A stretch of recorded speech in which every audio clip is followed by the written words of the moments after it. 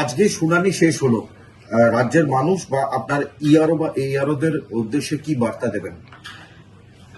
শুনানি আজকে শেষ হলো। আমাদের প্রায় 1.5 কোটি শুনানি ছিল। এখন যে এসআইআই এক্সারসাইজ 2 মাস থেকে চলছে। এখানে কি হলো, বাড়ি বাড়িতে গেল, বিএলও এনুমেশন ফর্ম ভর্তি হলো, আপনার যেটা আছে এএসডিডি লিস্ট তৈরি হলো, বুথে বুথে আছে।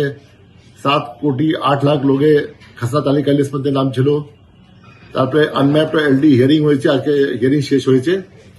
এখন মেন কাজ আছে আমাদের। এত এক্সারসাইজ হলো, লাখ লাখ মানুষ ইনভলভ ছিল, বিএলএ ইনভলভ ছিলেন, পলিটিক্যাল পার্টিজ ইনভলভ ছিল, পাবলিক ইনভলভ ছিল, গভর্নমেন্ট সার্ভেন্ট ইনভলভ ছিল, মাইক্রো অবজারভার এক গাদা পরিকাঠামো আমাদের ইনভলভ ছিল।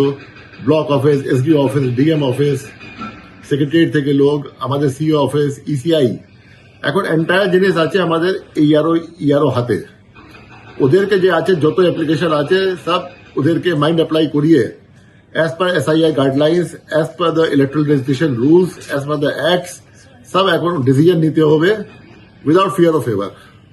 আমাদের একটাই উদ্দেশ্য ছিল গোটা SII এক্সারসাইজ যে ফ্রি অ্যান্ড ফেয়ার একটা রোল তৈরি করতে হবে, যেখানে কোনো যে ভোটার আছে যে এলিজিবল আছে ও বাদ যাবে না, কোনো ভোটার যেটা ইনএলিজিবল আছে ঢুকবে না লিস্ট মধ্যে।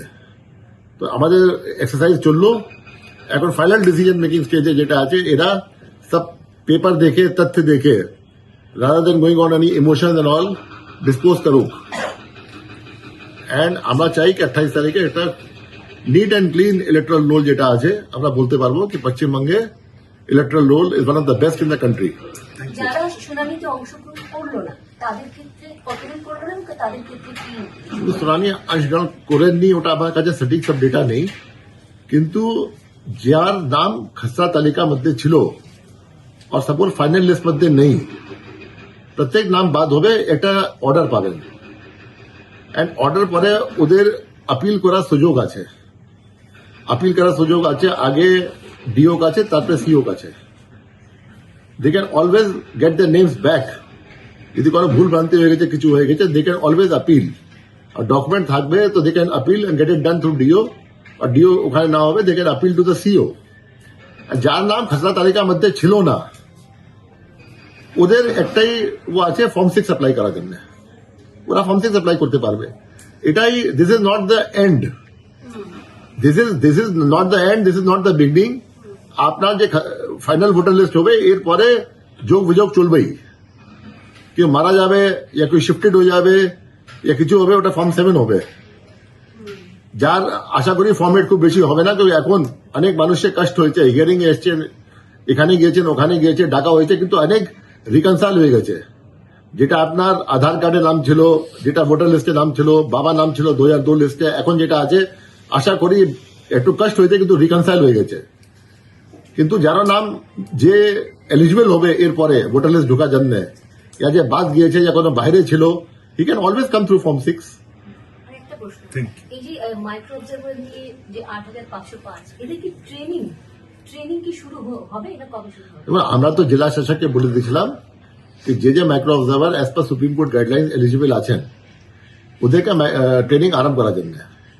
আজকে আবার আমি রিপিট করেছি ইনস্ট্রাকশন অল দ্য ডিওস কে, কি এখন এখানে ট্রেনিং করবো তো এটা গন্ডগোল হবে, এত দূরে দূরে থেকে লোক আসতে হবে। আর আগে যেটা এখানে ট্রেনিং করলাম ওটা ফার্স্ট টাইম ট্রেনিং ছিল। এখন যে জেলা অফিসার আছে ওরা भी 2 মাসে এক্সারসাইজ পরে অভিজ্ঞ হয়ে গেছেন, ওরা জানেন কি ট্রেনিং জন্য কি লাগবে না লাগবে, দে অল এক্সপিরিয়েন্সড। আর ওখানে মাইক্রো অবজারভারও আছেন, ডিএমস আছেন, এসডিওস আছেন, এইআরওস আছেন, বিডিওস আছেন, দে অল ভেরি এক্সপিরিয়েন্সড। তো আমরা জেলাকে এখন ডেলিগেট করেছি, আপনারা ট্রেনিং করুন ওখানে। যতজন ওখানে রিপোর্ট করেছেন, যতজন এলিজিবল আছেন, সাপোজ কোন জেলাতে 500 লোক রিপোর্ট করেছেন, ওর মধ্যে 400 এলিজিবল আছেন, তো 400 এলিজিবল আছেন, ওদের ট্রেনিং হবে সবাই। আশা করি 1-2 দিনের মধ্যে ট্রেনিং শেষ হবে, তারপরে এদেরকে আমরা যুক্ত করে দেবো আবার এইআরও সঙ্গে। আমাদের ভিডিও ভালো লাগলে লাইক এবং শেয়ার করুন। কমেন্ট সেকশনে গিয়ে জানান আপনাদের মতামত। আরও ভিডিও পেতে আমাদের চ্যানেল সাবস্ক্রাইব করুন এবং প্রতি মুহূর্তে খবরের আপডেট পেতে প্রেস করুন বেল আইকন।